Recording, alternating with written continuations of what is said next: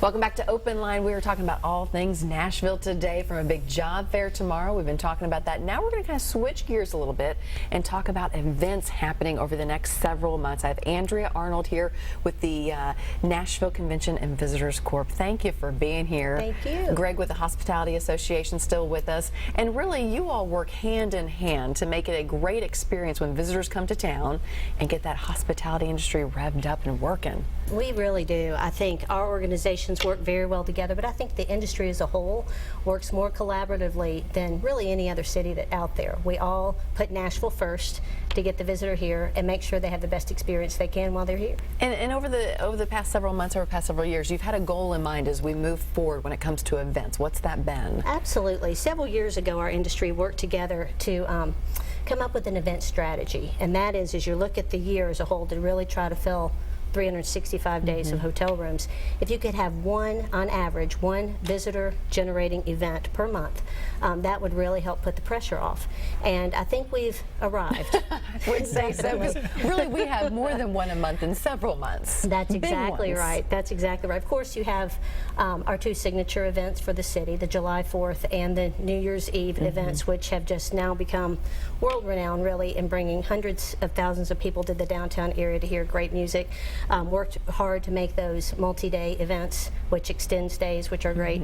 But we also have several great events through the year. We have a new barbecue festival in May. That'll be over Memorial Day weekend at Nissan Stadium, which will be great. Memorial Day weekend, people have off. It's the kickoff to the summer travel season. You're thinking about cooking out? Absolutely. It's going to be perfect, a perfect draw for that. And then in June, Bon Appetit's coming back to do a second grub crawl event, which is not only great for the marketing, but it's a fabulous event to showcase a lot of our restaurants. Tickets for that will go on sale in April.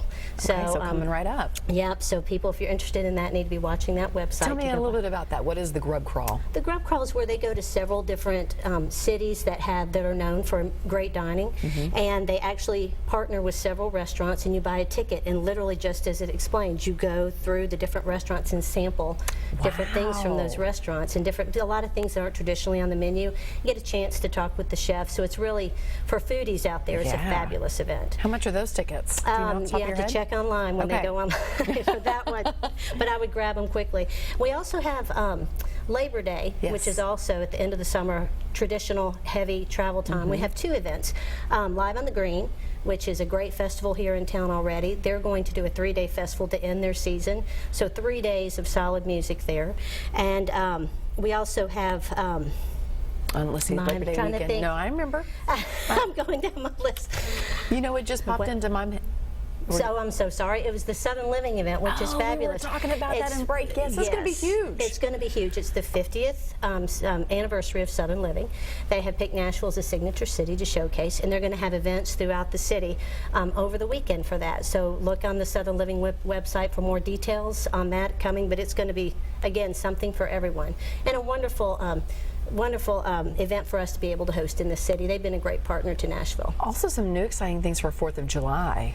Yes, definitely. We have obviously Sheryl Crow. Yes, who's going to be a fabulous headlining act for us. And you know, 4th of July is such a great family-friendly event, and we have activities starting halfway through the day, but we have people who literally come down and start camping out at 7 or 8 in the morning to get their spot for the panoramic And this view. is going to be at the amphitheater this year. Right. We're going to have it at the amphitheater, and we're also going to have a secondary stage behind there.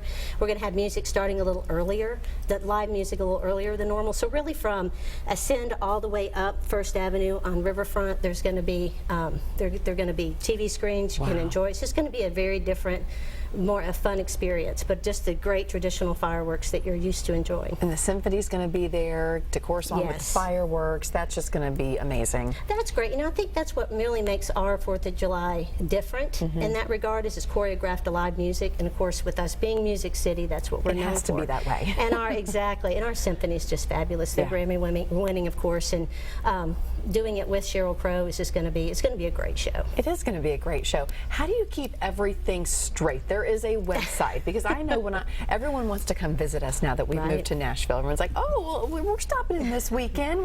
What can you show us to do? And it's like, oh, I'm not on top of all the events. You guys have a website that makes it real easy. We do. Our website is very user-friendly. Visit musiccity.com.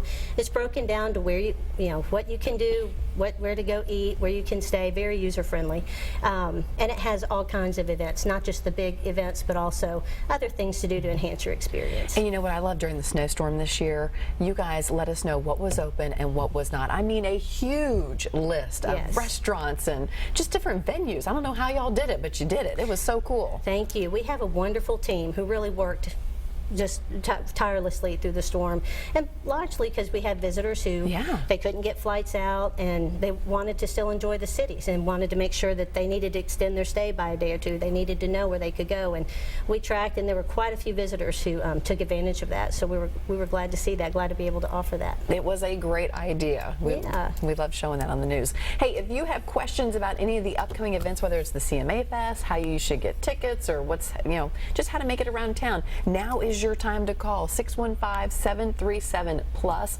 Also, we can still take your calls about the job fair that is happening tomorrow and openings in the hospitality industry. If you're wondering just how to get involved, how do you get in there, where do you start in finding that job, right now is the time to call. 615-737-PLUS is the number to call. So I think we're going to take a quick break. When we come back, have that pen and paper ready. We're going to just run through several of these events so you can jot them down.